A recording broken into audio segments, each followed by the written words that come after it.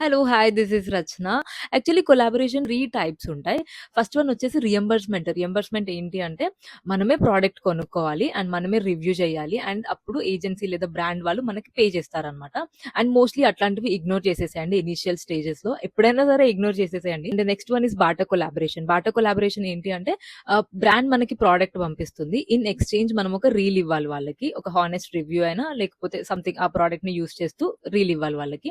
And next paid collaborations. Paid collaborations లో brand మనకి product తో పాటు డబ్బులు కూడా పంపిస్తుంది అనమాట.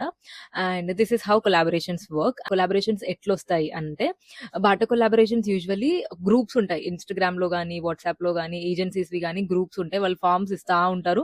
అవి ఫిల్అప్ చేస్తా ఉంటే ఎప్పటికో ఒక్కసారికి ఆ ఫామ్ పైన కన్ను పడితే మనకి కొలాబరేషన్ వస్తది.